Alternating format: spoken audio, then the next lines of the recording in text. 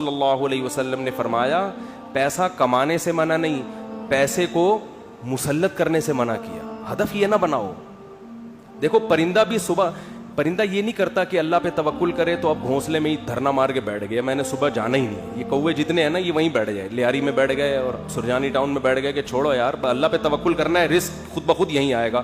اللہ نے کہا نا نا تمہیں نکلنا پڑے گا۔ تو آپ صبح نکلو رزق کے لیے، لیکن تسلی رکھو کہ شام کو انشاءاللہ پیٹ بھرا ہوا ہوگا، میری بنیادی ساری ضرورتیں پوری ہو چکی ہوں گی، اور جب میری اولاد کا ٹائم آئے گا اللہ بچوں کا خرچہ بھی میری جیب میں ڈالے گا۔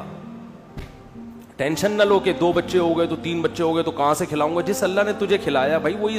دیکھو ماں کی چھاتیوں میں دودھ پہلے پیدا ہوتا ہے، بچہ بعد میں پیدا ہوتا ہے، یہ بتانے کے لیے کہ اس کا پیدا کرنے والا اس کے رزق سے غافل نہیں ہے۔ ہر چیز میں گوروں کی طرح کیلکولیشن نہ کیا کرو بیٹھ کے۔ گورے کیا کر رہے ہوتے ہیں، دیکھ رہے ہوتے ہیں میرے پاس ابھی $10,000 ہیں تو ایک بچہ ہو گیا تو اس میں اتنا کیلکولیشن کر کے اتنا بچ رہا ہے، اتنا انویسٹمنٹ کیا، دوسرا ہو گیا تو یہ تو کیلکولیٹر کہہ رہے یہ نہیں ہو سکتا۔ قرآن کیا کہے گا، او بھائی تو پیدا تو ہونے دے۔ دیکھو اگر ہم نے یہ دودھ کا پروسیس نہ دیکھا ہوتا تو ہم تو اس ٹینشن میں ہوتے بچہ پیدا ہوگا تو میں تو 2 کلو دودھ اور بھینس کا لگوانا پڑے گا مجھے، میں تو خرچہ نہیں اٹھا سکتا۔ اللہ کہتے ہیں پیدا ہونے دے، اس کی ماں کی چھاتیوں میں دودھ اسی وقت پیدا کروں گا جب یہ پیدا ہوگا، اس سے پہلے نہیں۔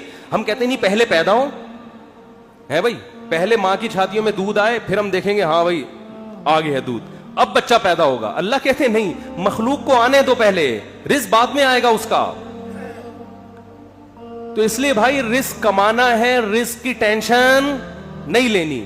اب آپ کہہ سکتے ہو کہ ٹھیک ہے ہم رزق کی ٹینشن نہیں لیتے، کماتے ہیں، لیکن ہم تو دیکھ رہے ہیں کمانے کی کوشش کر رہے ہیں، وہ وسیم بھائی کے پاس تو اتنا پیسہ آ گیا، فلاں کے پاس تو اتنا آ گیا، میں وہیں کا وہیں کھڑا ہوں۔ ہمارے کزن تھے کیا ہیں، وہ تھے سے تھے نہ بن جائیں، وہ اکثر کہا کرتے تھے، یہ بات تو کہتے تھے اب نہیں کہتے، اللہ کا شکر اب دیندار ہے، کہتے یار مجھے ٹینشن اس بات کی نہیں ہے کہ میرے پاس پیسہ نہیں ہے، مجھے ٹینشن اس بات کی ہے کہ میرے جتنے دوست ہیں ان کے پاس آ گیا اور میں وہیں کا وہیں۔ تو یہ ایک مستقل ٹینشن ہے۔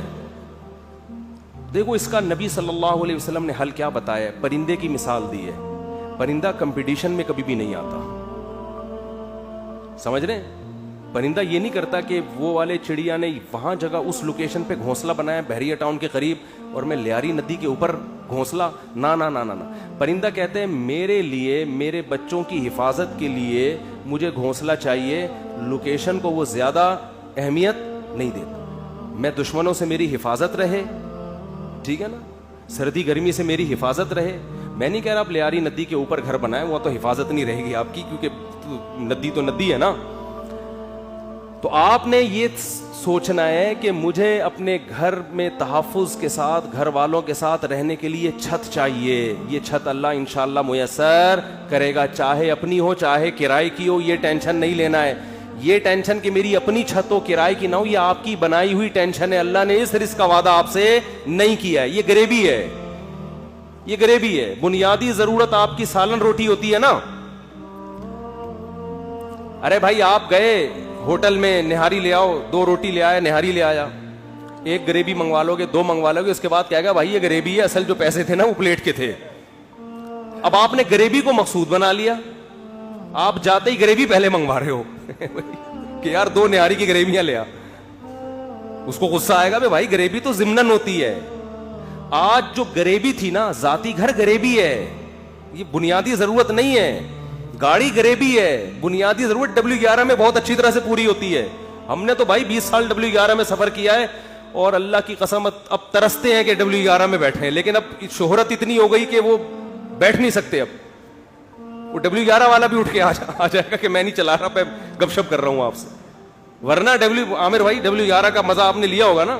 W11 کراچی کی بہترین سوغات ہے بھی G7 4L میں اللہ دشمنوں کو بھی نہ بٹھائے، جس طرح وہ چلاتا ہے نا اتنی بڑی بس کو، ہم تو جب بھی بیٹھے ہیں 2-2 فٹ اچھل کے۔ ہمارے ایک جاننے والے ریٹائر آفیسر تھے، لیفٹیننٹ تھے، وہ بیچارے کراچی کی بس میں نا کہیں پچھلی سیٹ پہ بیٹھ گئے، اسپیڈ بریکر پہ جب اچھل کے دھڑام سے نیچے گرے، ان کی ریڑھ کی ہڈی میں مسئلہ ہو گیا، اسی میں ان کی موت واقع ہوئی ہے۔ وہ نیوی کا آفیسر بیچارہ جنگوں میں شہید نہیں ہوا جنگوں میں شہادت نہیں ملی ہے, کراچی کی بس نے اٹھا کے پٹکھائے اور انا للہ. تو رسول اللہ صلی اللہ علیہ وسلم نے فرمایا جس نے دنیا کو ہدف نہیں بنایا, ضرورت سمجھا کہ بھئی میری بنیادی ضرورت 2 وقت کی روٹی ہے, میری بنیادی ضرورت کسی اچھے علاقے, اچھے سے مراد جہاں چرسی ہیروئن چینا رہتے ہوں, ذرا پڑھے لکھے لوگ ہوں, ایسی جگہ پہ مجھے گھر مل جائے جہاں چھت ہو, جہاں بنیادی ضرورتیں پوری ہوں, بس یہ بیسک ضرورت, چاہے وہ اپنا ہو چاہے وہ کرائے کا ہو. اور نبی نے فرمایا کہ جس شخص کو 2 وقت کی روٹی مل گئی, پیٹ بھر کے, سر چھپانے کی جگہ مل گئی, اور جسم کسی بڑی بیماری سے محفوظ تھا اس کا. اور ویسے بتاؤں جب یہ لائف اسٹائل ہوگا نا تو جسم بڑی بیماری سے محفوظ ہی ہوتا ہے عام طور پہ. جسم کسی بڑی بیماری سے محفوظ تھا تو آپ صلی اللہ علیہ وسلم نے فرمایا یہ ایسا ہے گویا پوری دنیا کی دولت سمیٹ کے اللہ نے اس کے قدموں میں رکھ دی ہو.